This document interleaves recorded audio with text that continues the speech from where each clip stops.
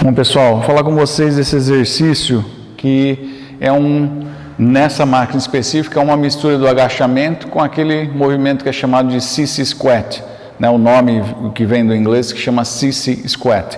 É um tipo de agachamento que trabalha mais o joelho, né? Então enfatiza mais o quadríceps do que glúteos e isquiotibiais. O sissy squat puro mesmo, nós vamos fazer as duas variações. Esse aqui, por causa do posicionamento da perna, tudo ajuda a trabalhar um pouco de glúteos e isquiotibiais também.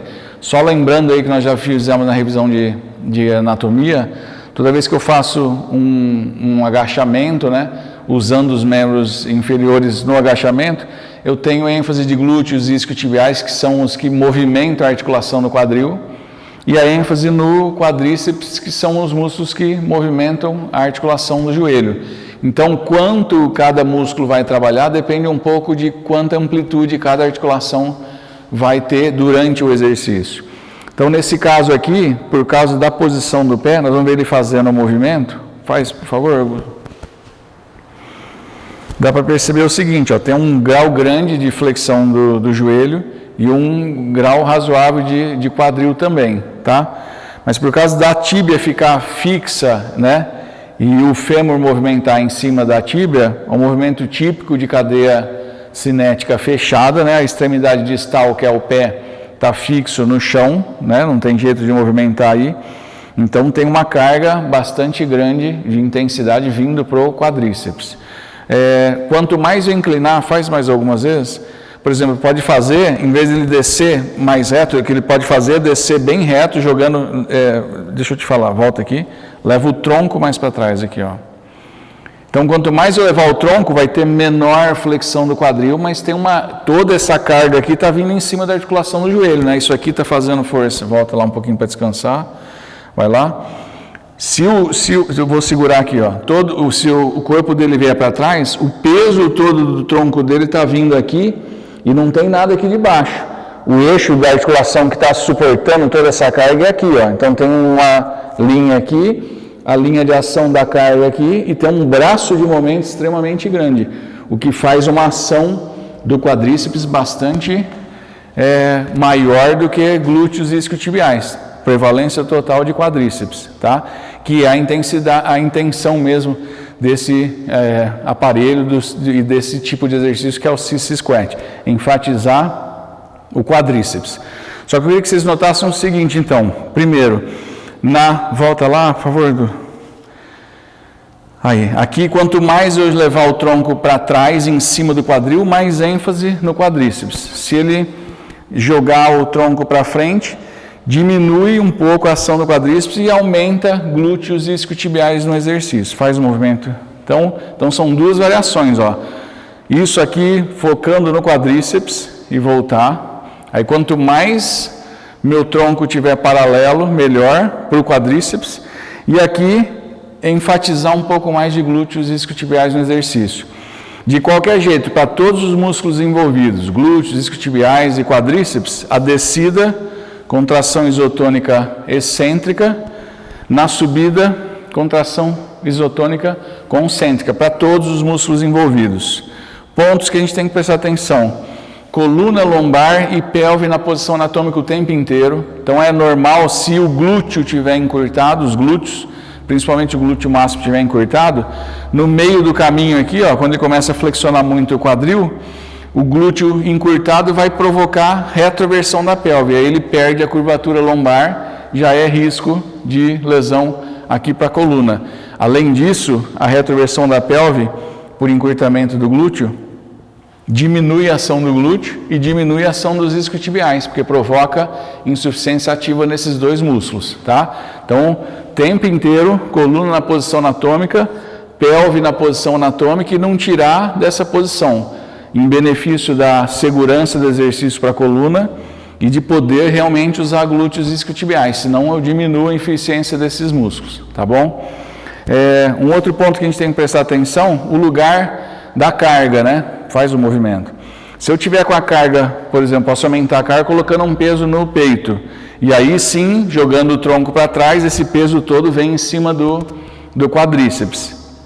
Se eu segurar um peso na mão, seguro o peso na mão, e descer inclinando o tronco, vai lá, desse jeito aqui, inclinando o tronco para frente, o peso vai estar em cima da articulação do joelho e a uma distância boa do quadril. Então, nessa situação aqui, essa carga do peso aqui está vindo muito mais em cima do quadril, glúteos e isquiotibiais do que do quadríceps. Então, isso vocês também têm que levar em consideração para ver se o cara desloca mais para trás, se ele inclina mais, se ele põe o peso no peito, se põe do lado das mãos, se ficar com o lado das mãos, vai com o peso para frente, ou segura ele perto do quadril, para ver aonde vai a ênfase do exercício, tá? Eu vou pedir para ele fazer agora fora do aparelho, que é uma variação do CICE. Mais um detalhe antes de chegar fora do aparelho. Faz o movimento e presta atenção, queria que vocês prestassem atenção nas articulações que estão movimentando. A hora que ele chega lá, joelho flexionado, quadril flexionado. Conforme estende o joelho, vai estendendo o quadril. O que está acontecendo para músculo? Porque tem músculo que, como eu já falei na aula de anatomia, tem vários músculos do membro inferior que são biarticulares, cruza a articulação do quadril e cruza a articulação do joelho. Então, o que acontece? Eu tenho o reto femoral, que cruza o quadril e o joelho. Pro reto femoral, por exemplo, que é o único biarticular do quadríceps, o que acontece?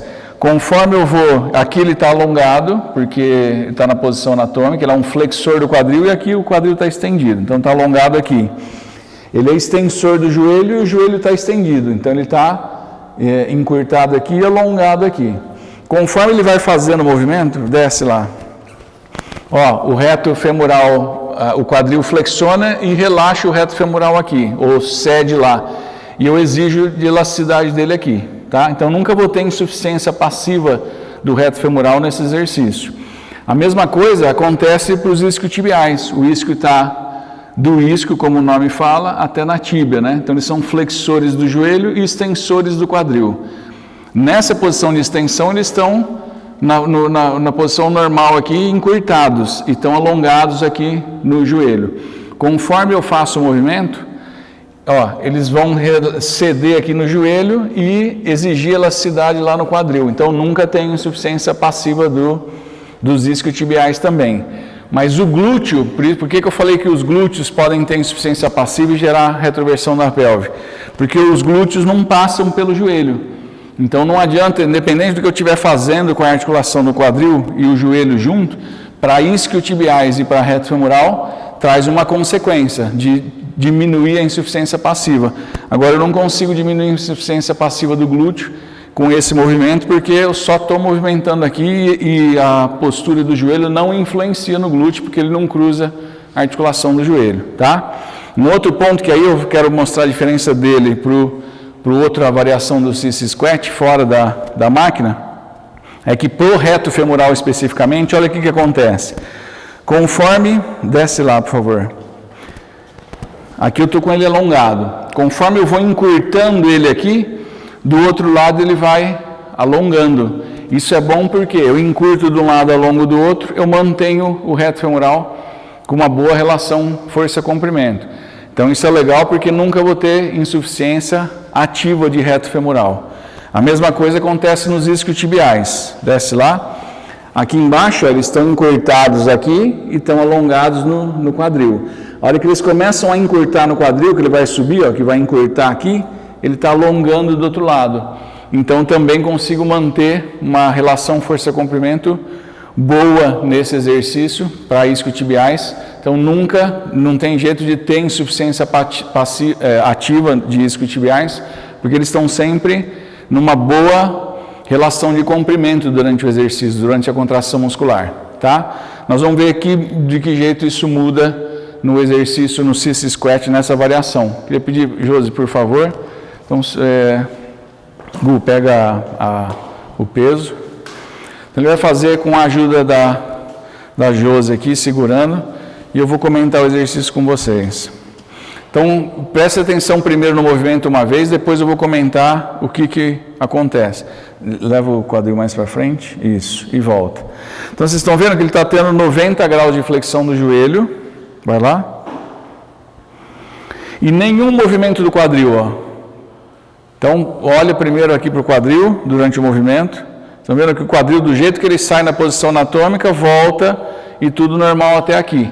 Então, como o exercício só movimenta a articulação do joelho, toda a sobrecarga do exercício vai em cima da articulação do joelho. É claro que para manter a postura do quadril e da coluna, eu tenho contração isométrica da musculatura abdominal e dos flexores do quadril, para manter a pelve e a coluna na posição anatômica, mas contração isométrica, e quem está fazendo o exercício mesmo, quadríceps, tá? Agora, o que acontece com o reto femoral, que cruza o quadril, né? Ele está alongado aqui e alongado aqui. Então, essa posição dele estar alongado aqui em cima, e eu conseguir fazer a extensão do joelho com ele alongado, vai lá. A hora que eu chego aqui, que eu vou começar a contrair o reto femoral, ele está alongado aqui, ó.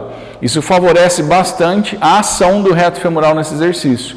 Mais ainda do que no cice combinado com agachamento, tá? Então, se a ênfase do trabalho de quadríceps for reto femoral, manter o quadril paradinho fica muito bom, porque aumenta a ênfase do reto femoral junto com o quadríceps. E toda a carga do exercício vai só para a articulação do joelho. Então, é um exercício específico de quadríceps nessa variação. E essa variação aqui trabalha quadríceps com glúteo máximo, principalmente, e os isquiotibiais. De qualquer jeito, tanto essa variação quanto essa são excelentes exercícios.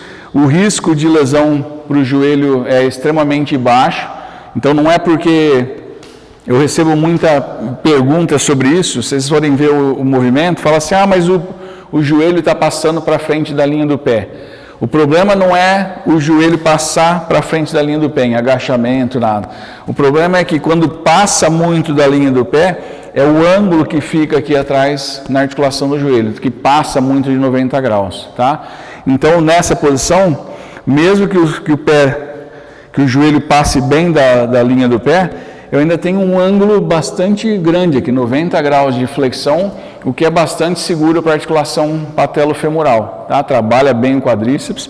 Pode ser que uma pessoa ou outra, dependendo de ter algum problema no joelho, sentir alguma dor, porque o trabalho todo está em cima do joelho. Aqui eu consigo distribuir entre o joelho e o quadril. Então, às vezes, vai ter que diminuir a carga, porque a mesma carga, se eu usar aqui, que eu distribuo para 3 grupos musculares grandes, aqui eu vou distribuir para um só, não tem jeito de ir uma articulação só. Então, o estresse em cima do joelho é bem maior do que se for feito no aparelho, como nós fizemos essas variações, tá? Então, considerando tudo isso, aí sim vocês vão pensar quem é a pessoa para fazer em cada situação. Mais um detalhe, faz de novo o exercício, por favor. Corre o risco nesse exercício aqui, por causa do quadril estendido e o joelho flexionado, se o aluno não tiver elasticidade do reto femoral, a hora que ele tenta alongar o reto no joelho, o reto vai puxar a pelve para lá e ele faz hiperextensão da coluna, com anteversão da pelve, a hora que chega lá embaixo. Nessa hora aqui, pode ser que ele faça hiperextensão com anteversão da pelve, porque o reto femoral está tentando alongar aqui e puxa o lado da pelve, porque está encurtado. Essa é uma insuficiência passiva do reto femoral. Então, alunos, né, ou as pessoas que têm encurtamento do reto femoral, esse é um exercício que ele vai sair dele com dor na região lombar, provocada pelo o excesso ou a insuficiência passiva do reto femoral, que é exigido lá no joelho, e aí ele puxa a pelve para frente, gerando hiperextensão lombar com compressão intervertebral, tá bom?